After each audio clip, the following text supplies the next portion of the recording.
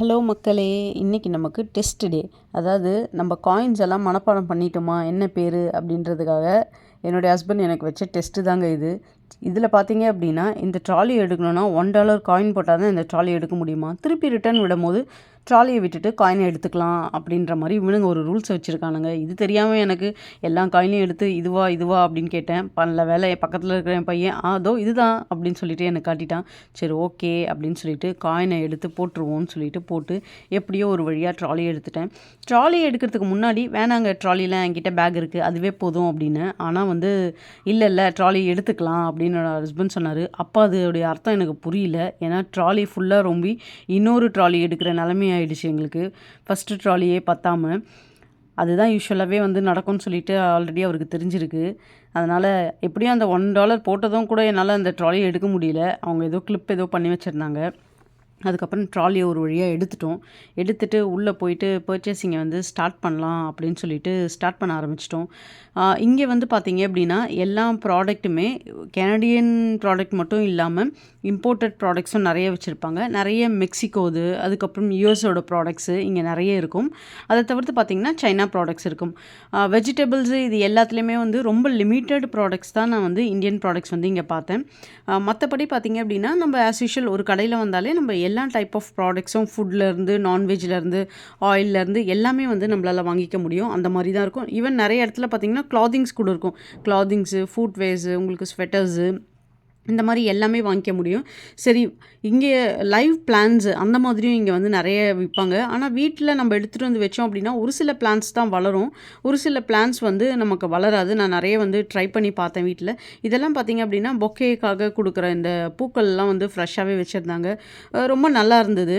இங்கே பார்த்தீங்களா, இந்த டோஃபு இதுதான் நான் அன்றைக்கி எடுத்தது. பிளெயின் டோஃபு, ஃப்ரெஷ் டோஃபுன்னு சொல்லிட்டு ஆஃபரில் போட்டது. அதுதான் சொதப்பிடுச்சு, சமைக்கிறதுக்கு ஒழுங்காகவே வரல. திருப்பி அந்த மாதிரி ஆஃபர்ஸ் நிறைய போட்டிருந்தாங்க. இங்கே நெய் போட்டிருந்தாங்க. இது பார்த்திங்கன்னா இந்தியாவிலேருந்து தான் வருது நெய். கிட்டத்தட்ட $18 கிட்ட இந்த நெய். 500 ml தான் ஒரு பாட்டில். இந்த பிராண்ட் நான் ஊரில் பார்த்தது கிடையாது. நான் வாங்கலை. யூஸ்வலாக பட்டர் வாங்கி அதில் தான் நான் நெய் பண்ணிவிடுவேன்.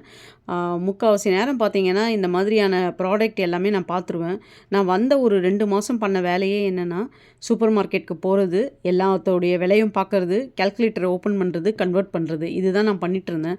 ஆனால் இப்படி பண்ணால் எதுவுமே வாங்க முடியாது அப்படின்னு என்னோடய ஹஸ்பண்ட் சொல்லிவிட்டு என் பையன்கிட்ட சொல்லி ட்ராலியை இங்கே கொண்டு வாடா நானே வாங்கிக்கிறேன்னு அவங்க பர்ச்சேஸ் பண்ண ஆரம்பிச்சிட்டாங்க. சரி ஓகே, வேறு என்ன பண்ணுறது, நம்ம வாங்கி தானே ஆகணும் ப்ராடக்ட்டு அப்படின்றதுனால நானும் விட்டுட்டேன். ஸோ நம்ம ஊர்லலாம் கத்திரிக்காவா வேணாம் சமைக்க மாட்டேன் அப்படின்னு ஒதுக்கி வச்ச எல்லா ப்ராடக்ட்டுமே கலெக்ட் பண்ணி சமைக்கிற மாதிரி இங்கே ஆயிடுச்சு. ஏன்னா எனக்கு வேறு விதவிதமான இருக்க வெஜிடபிள்ஸ் எப்படி குக் பண்ணுறதுன்னு தெரியல ஆக்சுவலாக. அதனால் நமக்கு தெரிஞ்ச வெஜிடபிள்ஸாகவே வாங்கிக்கலாம் அப்படின்னு சொல்லிட்டு அந்த மாதிரி வெஜிடபிள்ஸ் வாங்க ஆரம்பிச்சிட்டோம்.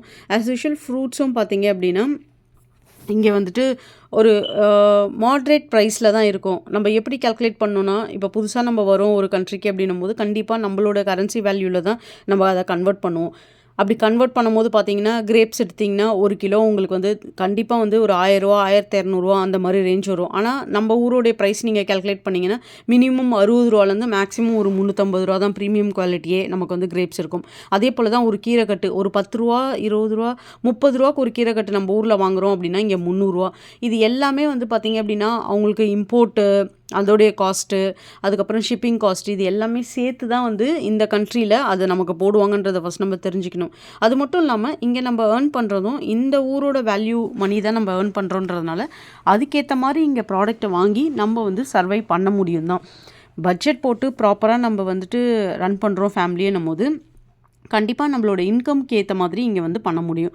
ஆனால் ஒரு ஃபேமிலியில் கண்டிப்பாக 2 பேர் ஒர்க் பண்ணுற மாதிரி இருந்தால் தான் ஃபேமிலியை ஈஸியாக ரன் பண்ண முடியும். அதாவது ஈஸியாக ரன் பண்ண முடியும், நம்மளால் சேவிங்ஸும் பண்ண முடியும்.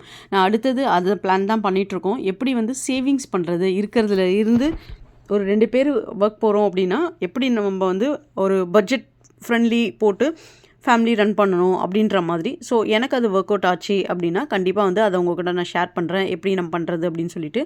ஆஸ் யூஷுவல் பார்த்தீங்கன்னா மஷ்ரூம்ஸ், அதாவது ஒரு ப்ராடக்ட், ஒரு மஷ்ரூம் வாங்கலாம், மஷ்ரூமை விடுங்க, ஒரு வெங்காயம் வாங்கலாம் அப்படின்னு போனால் கூட 20 வெரைட்டி ஆஃப் வெங்காயம் வச்சுருக்காங்க.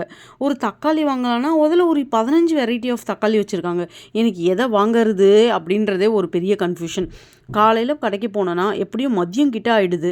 ஒரு 2 பொருள் 3 பொருளுக்காக கடைக்கு போக முடியாது. ஏன்னா அட்லீஸ்ட் வந்து ஒரு 15 மினிட்ஸாவது ஸ்பெண்ட் பண்ணி தான் ட்ராவல் பண்ணி இந்த கோல்ட் கிளைமேட்டில் நம்ம கடைக்கு போகணும்.